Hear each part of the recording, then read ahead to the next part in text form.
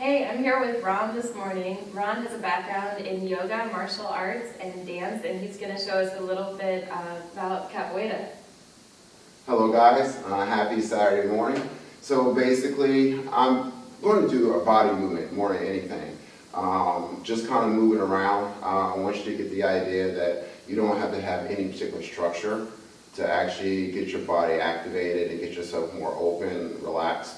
Just kind of letting go, and sometimes letting that structure go helps the nervous system calm down.